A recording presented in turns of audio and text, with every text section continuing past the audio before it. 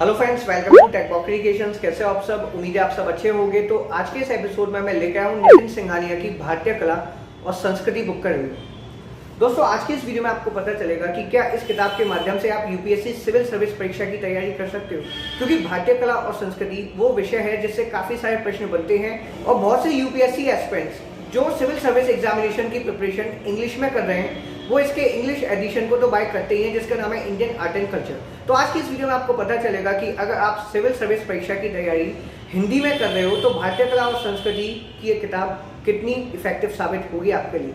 बहुत सी जानकारी आपको इस किताब से इस वीडियो में मिलने वाली है, इसलिए वीडियो को आप ध्यान से देखिएगा। और अगर आपको लगे कि ये किताब आपके लिए यूजफुल है तो आप इसे बाय कर सकते हैं।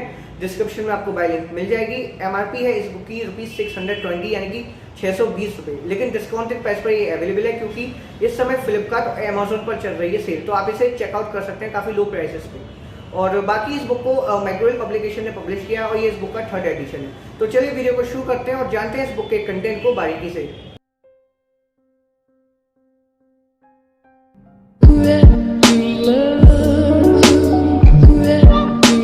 चलिए दोस्तों, खोलते हैं इस किताब को और पता करते हैं कि कैसा रहता है इस किताब का कंटेंट। तो चलते हैं हम इस बुक के विषय क्रम पर, यानी कि विषय सूची पर, जिससे हमें पता चल जाए कि कितने अध्याय हमको इस किताब के अंदर मिलते हैं और वो कैसे पेश किए गए हैं। तो ये जो किताब है वो 4 भागों में विभाजित है। भाग ए है इसमें दृश्य कला, जिसमें अध्याय 1 है भारतीय वास्तुकला, मूर्तिकला और मृदभंड। अध्याय 2 है भारतीय चित्रकलाएं। अध्याय 3 है भारतीय हस्तशिल्प।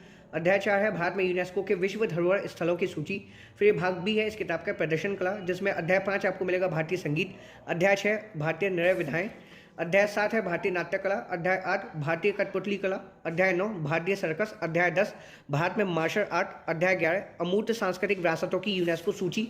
इसके पश्चात आपको भाग सी मिलेगा, जिसमें आपको भारत की संस्कृति यानी कि इंडियन कल्चर से रूबरू कराया जाएगा। अध्याय 12 है इसमें भारत की भाषाएं। अध्याय 13 भारत में धर्म। अध्याय 14 जो बौद्ध धर्म और जैन धर्म है उनके बारे में आपको बताया जाएगा, क्या इनके मतलब प्रिंसिपल्स रहते हैं, क्या इनका सिद्धांत है, वो आपको मिलेगा। अध्याय 15 है भारतीय साहित्य। अध्याय 16 दर्शन विचारधाराएं। तो इस किताब में आपको टोटल 26 अध्याय मिलते हैं, 3 भागों में विभाजित। इसके पश्चात आपको जो भाग डी मिलता है उसमें आपको अपेंडिक्स यानी कि परिशिष्ट मिलेंगे। टोटल 5 परिशिष्ट आपको इसमें मिलते हैं। पहला परिशिष्ट है इसमें दिल्ली 7 बहनों का एक शहर।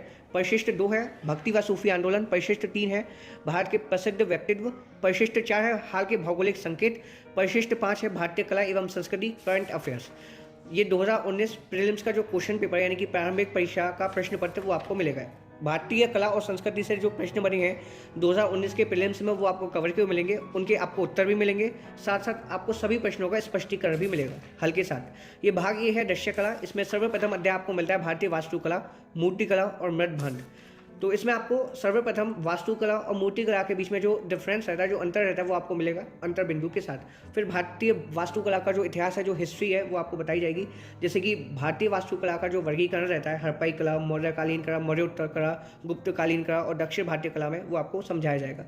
फिर हड़प्पाई कला और वास्तुकला और हड़प्पा सभ्यता की वास्तुकला का विषय मिलेगा। इसमें जो हड़प्पन सभ्यता की जितनी भी मूर्तियाँ हमको मिली हैं उनके बारे में बताया जाएगा कि कांस्य मूर्तियों में हमको क्या पाया गया, टेराकोटा की मूर्तियों में हमको क्या मिला, वो सभी चीज़ें आपको मिल जाएंगी। तो आप देख सकते हो कि इस बुक की जो प्रिंटिंग क्वालिटी है वो काफ़ी ज़्यादा अच्छी है, काफ़ी अच्छे पेजेस हमको मिलते हैं। और मैं बात करूँ पेजेस क्वालिटी की भी, तो पेजेस काफ़ी मोटे हैं और काफ़ी चिकने भी हैं।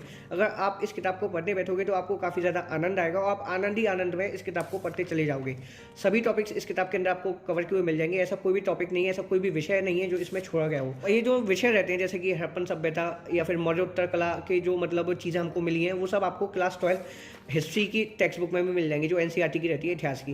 तो काफ़ी ज़्यादा आपको बेनिफिट होगा अगर आप क्लास 12 हिस्ट्री यानी कि इतिहास किताब पढ़ लोगे, या फिर एक बुक आती है an introduction to Indian art, आप उसको भी पढ़ सकते हो। उसके पश्चात अगर आप इस किताब को पढ़ोगे तो आपको काफ़ी ज़्यादा फायदा पहुंचेगा, क्योंकि इस किताब में जो भारतीय कला और संस्कृति के विषय हैं वो काफ़ी डिटेल में कवर किए गए। आपको कोई भी टॉपिक इसमें छूटा हुआ नहीं मिलेगा। फिर एक गुप्त वास्तुकला का आपको विषय मिलेगा, जिसमें अजंता की गुफाएं भी शामिल है, और बीच बीच में आपको चित्र मिल जाएंगे जो इस किताब की शोभा को और ज़्यादा बढ़ा देते हैं, और आपको काफ़ी ज़्यादा रुचि आने लगती है जब आप इस किताब को पढ़ने बैठते हो। काफ़ी अच्छा इस बुक का कंटेंट रहता है, और कंटेंट से ज़्यादा इस बुक की जो पेशकश है वो मुझे सबसे ज़्यादा पसंद आई है। जिस तरह से इस बुक को पेश किया गया है वो काफ़ी एक अलग ही तरीका है, और शायद ही कोई ऐसी बुक पेश की गई हो। काफ़ी ज़्यादा इकोनॉमिकल ये बुक रहती है। अगर आप देखो मात्र 620 इस किताब का मूल्य है, लेकिन जिस हिसाब से इसके पेजेस हैं और प्रिंटिंग क्वालिटी है वो काफ़ी ज़्यादा बेहतरीन है, आपको पसंद आएगी।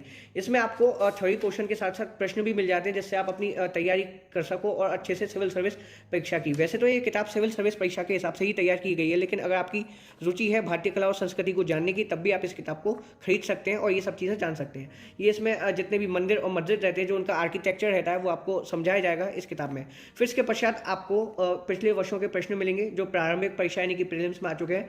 जैसे आप देख सकते हैं 2018 में जो भारतीय कला और संस्कृति के पहले चैप्टर से क्वेश्चन बना है वो आपको मिलेगा। फिर 2017 में, 2016 में, 2015 में इन सभी प्रश्नों के आपको उत्तर भी मिल जाएंगे, जिससे आपकी काफ़ी मदद हो सकती है। तो पहले अध्याय में आपको 2018 से 2001 के बीच में जो भी प्रश्न बने हैं वो आपको मिल जाएंगे, सभी के आपको उत्तर मिलते हैं स्पष्टीकरण के साथ। इसके पश्चात आपको ये अभ्यास प्रश्न मिलेंगे प्रारंभिक परीक्षा के लिए, इनसे आप अपनी प्रैक्टिस कर सकते हो। और लास्ट में आपको मेन परीक्षा यानी कि मुख्य परीक्षा में जो प्रश्न बने हैं पिछले वर्षों में, वो भी आपको मिलेंगे 2017 से 1989 तक के। फिर आपको ये अभ्यास प्रश्न मिलेंगे मुख्य परीक्षा के। ये दूसरा अध्याय इस किताब का भारतीय चित्रकलाएं। तो काफ़ी रोचक ये किताब रहती है। अगर आप इस किताब को पढ़ने बैठो तो आप काफ़ी आसानी से इस किताब को पढ़ सकते हो और काफ़ी ज़्यादा ये लाभदायक साबित होगी कि अगर आप यूपीएससी प्रीलिम्स और मेंस दोनों ही के क्वेश्चन पेपर्स उठाकर देखो पिछले वर्षों के, तो आपको पता चलेगा कि काफ़ी सारे प्रश्न भारतीय कला और संस्कृति से पूछे जाते हैं। ऐसे में ये एक ऐसा विषय है जिस पर आपको काफ़ी ज़्यादा ध्यान केंद्रित करने की ज़रूरत है। और मार्केट में काफ़ी सारी बुक्स अवेलेबल हैं, लेकिन मैं मानता हूँ कि नितिन सिंघानिया की ये जो किताब है भारतीय कला और संस्कृति, और जो इसका इंग्लिश एडिशन है इंडियन आर्ट एंड कल्चर, वो सबसे ज्यादा प्रसिद्ध और सबसे सटीक है। और पर्सनली मुझे जो सबसे ज्यादा इस बुक की खास बात लगी वो ये है कि इस किताब की जो पेशकश है वो काफी अच्छी है, दिलचस्प है। आपको काफ़ी ज़्यादा रोमांच आएगा जब आप इस किताब को पढ़ने बैठोगे। आपको लगेगा ही नहीं कि आप सिविल सर्विस परीक्षा की तैयारी कर रहे हो, आपको लगेगा कि आप इंटरेस्ट में अपनी ये रीडिंग करते चले जा रहे हो और आपको इसी बीच काफ़ी कुछ पता चलता जा रहा है। ये 6वां अध्याय है इस किताब का, भारतीय नृत्य विधाएं। जितने भी तरह के डांसेज हैं, डांस फॉर्म है जो इंडिया में, वो आपको इसमें बताई जाएंगी।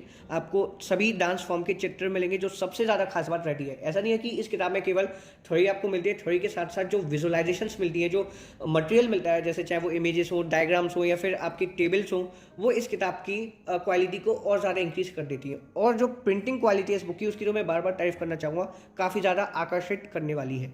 ये अनुष्ठानिक नाट्य कला जो है वो आपको बताई जाएंगी, ये मनोरंजन नाट्य कला, दक्षिण भारतीय नाट्य कला।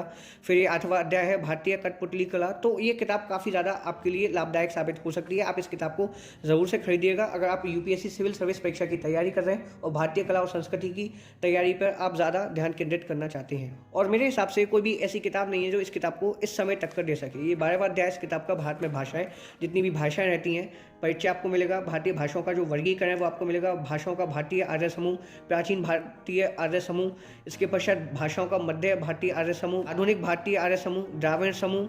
फिर उसके बाद आपको चीनी तिब्बती समूह, आश्रिक अन्य जो समूह हैं भाषाओं के, वो आपको मिलेंगे। फिर भारत की आधिकारिक भाषाएं, शास्त्रीय भाषा का दर्जा। तो आपको काफ़ी कुछ इस किताब में कवर किया मिल जाएगा। आप ये ना सोचें कि भारतीय कला और संस्कृति के लिए आपको कुछ और पढ़ने की ज़रूरत है इस किताब को पढ़ने के बाद। अगर आप इस किताब को सही तरीके से पढ़ लेते हो तो आपको काफ़ी कुछ जानकारी मिल जाएगी। और मैं समझता हूँ कि यूपीएससी सिविल सर्विस परीक्षा की तैयारी आपकी लगभग हो जाएगी भारतीय कला और संस्कृति के लिए। इसमें जो प्रश्न मिलते हैं वो भी काफ़ी ज़्यादा लाभदायक हैं, क्योंकि इसमें जो प्रश्न है वो वही हैं जो कि पिछले वर्षों में आ चुके हैं, चाहे वो मुख्य परीक्षा में आए हो या फिर प्रारंभिक परीक्षा में आए हो। तो कंटेंट इस बुक का काफ़ी अच्छा है, आप इस बुक को जरूर से बाय कीजिएगा। मैं आपको फिर से रिकमेंड कर रहा हूँ। 620 रुपये इस किताब का मूल्य है, आप इसे खरीद सकते हैं।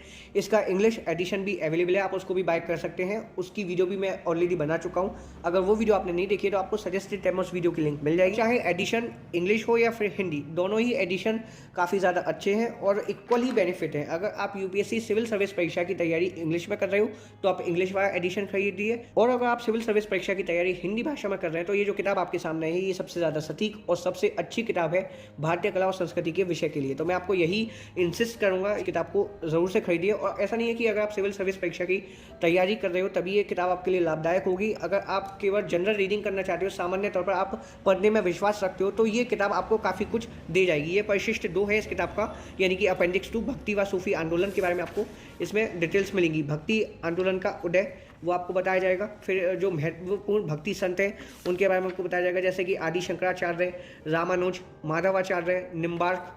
फिर सूफी आंदोलन की स्थापना कैसे हुई, कैसे शुरुआत हुई, वो आपको पता चलेगा।